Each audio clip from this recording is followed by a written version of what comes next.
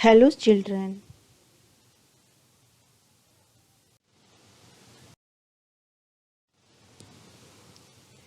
Today we will start Chapter 5, Part 1, Separation of Substances.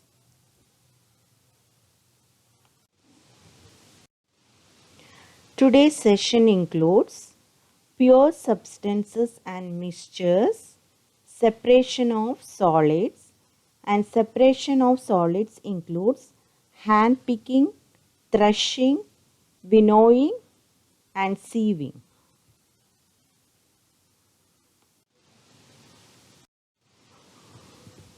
Before entering into our lesson, we must know about what is pure substances and what is a mixture.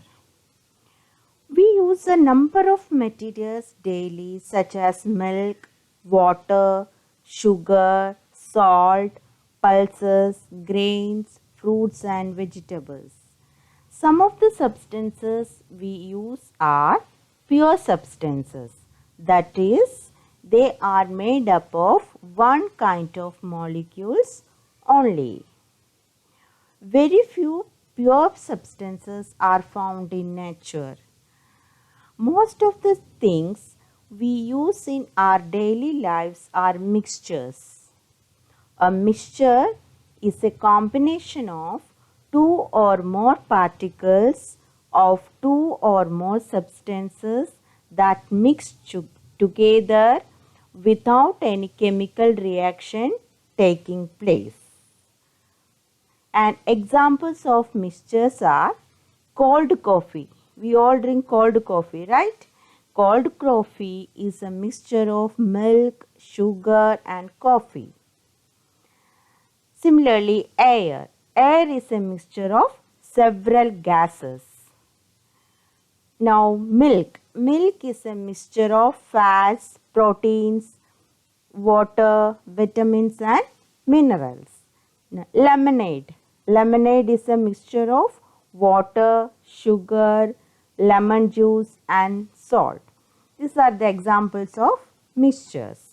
So, once again I will tell you what is pure substances. A pure substances is made up of only one kind of substances. Examples are sugar, gold, iron, salt, etc. And what is a mixture? A mixture is made up of more than one kind of substances which can be separated. That mixture we can separate it. Mixture can be separated. Examples are air, seawater, moist oil, a salad. These are the examples of mixture. So there are so many other examples too. Right?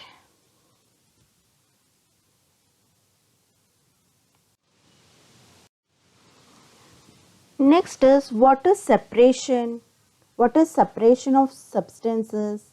Separation means removing one thing from the other. Okay? Removing one substances from the other substances. Okay? Sometimes we need to separate the components of a mixture.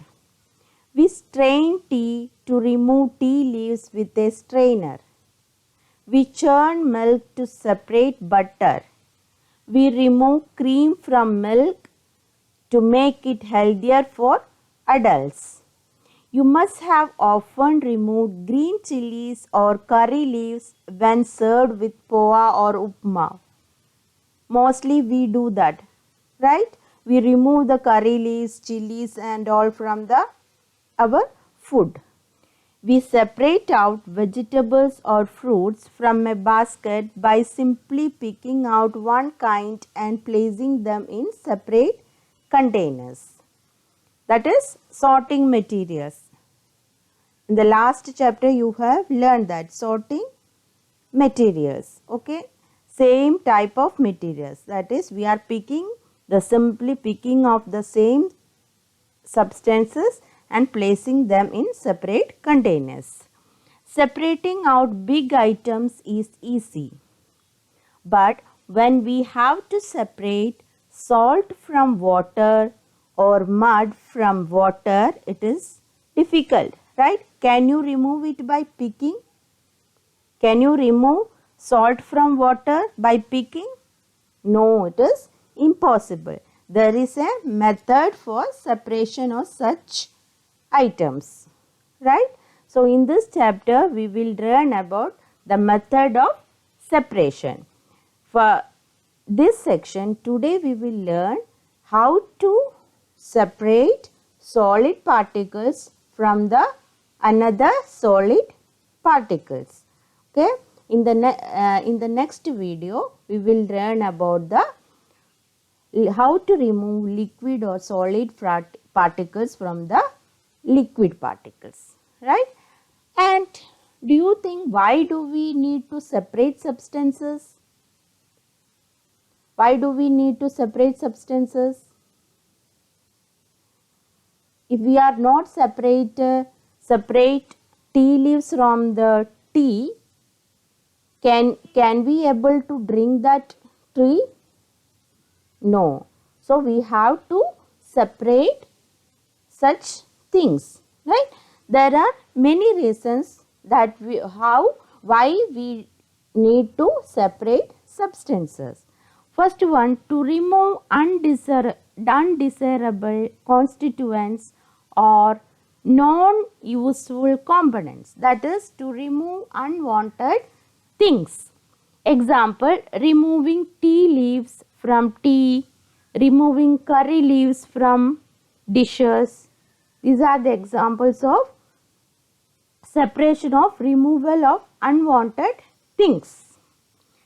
Now, second is to separate useful substances. To separate useful substances. Okay, third one, to remove harmful components or impurities. Example, removing stones from pulses. You might have seen your mummy is removing stones from the wheat or rice. Okay, that is to remove harmful components or impurities. Now, third one, to obtain useful components. That is, example, churning milk to butter, separating petrol and kerosene from crude oil. These are the examples of to obtain useful components. Next, to get a pure substances. We need pure substances for research work to manufacture large number of articles which are used every day. So, the substances mixed together vary in size, shape, color and many other properties. So, in this session, we will learn some method of separation, that is hand picking, winnowing, threshing and sieving. Okay.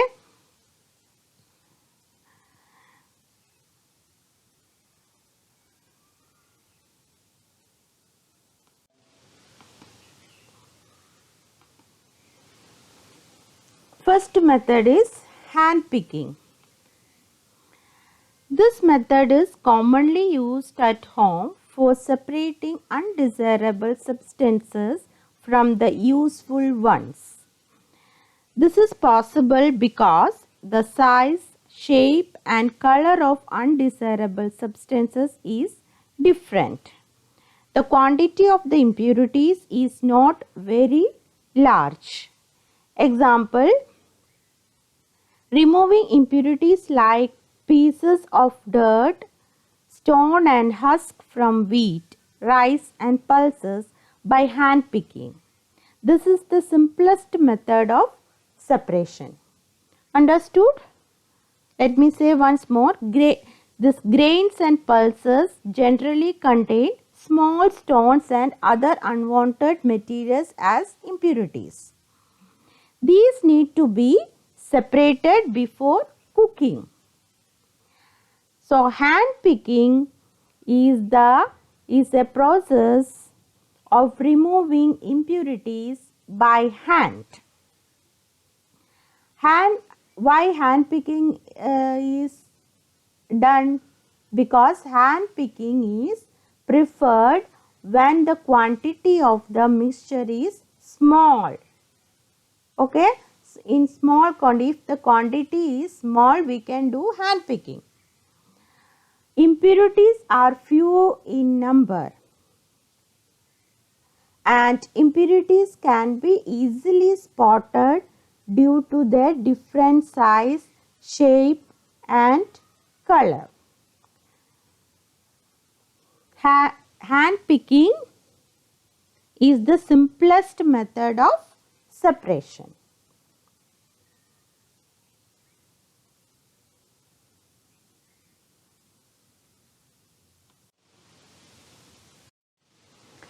Second one is threshing. After harvesting of wheat or rice grains, the grains have to be separated. You must have seen wheat or paddy stalks lying in the fields in bundles.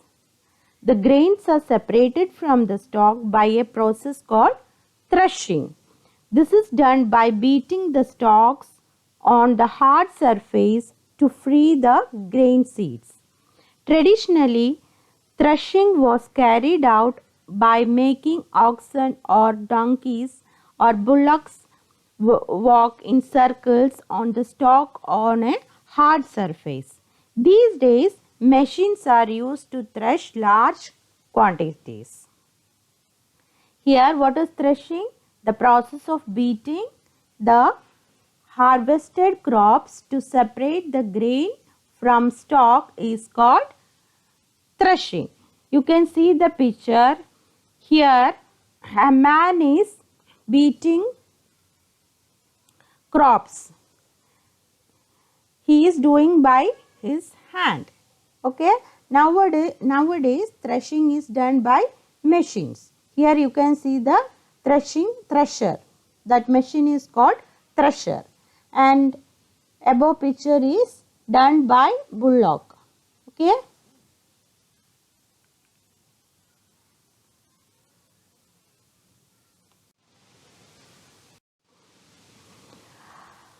The next step after threshing is removal of grains from the husk. The grains are heavier than the husk or chaff. Chaff means the outer covering of the grains. This property is used in winnowing. The mixture is allowed to fall from a height by standing at the height. You can see this lady is standing on the stool. The wind blows away the husk or chaff which are light, while the grains fall vertically down, forming a heap. The chaff forms a heap at a small distance from the heap of grains. The husk separated is used as fodder for the cattle. Winnowing is used to separate heavier and lighter components of a mixture by wind or by blowing air. So, what is winnowing? The method used to separate chaff from the grain by the action of wind is called winnowing.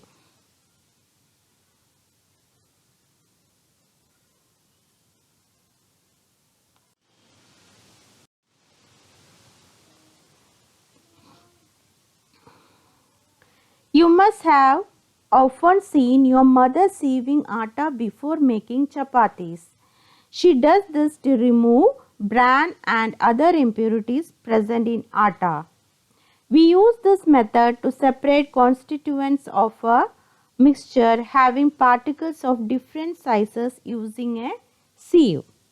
A sieve is like a net or mesh which has holes of the same size.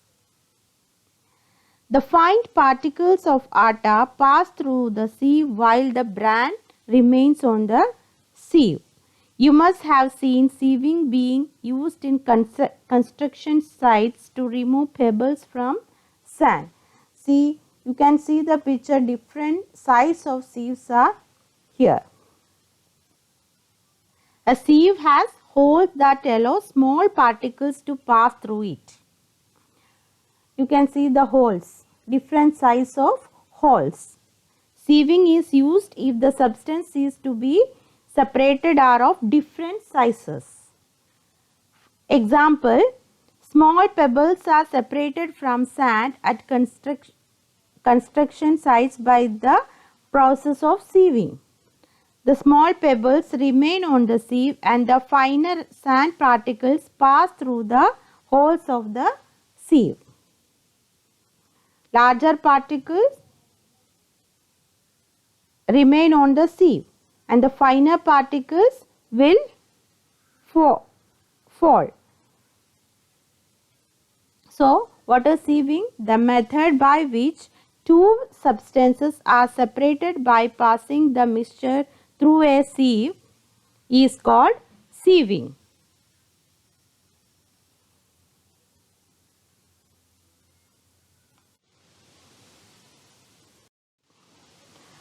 In the next section or next video, we will learn how to separate insoluble solids from liquids. Okay, that's all for today. Thank you.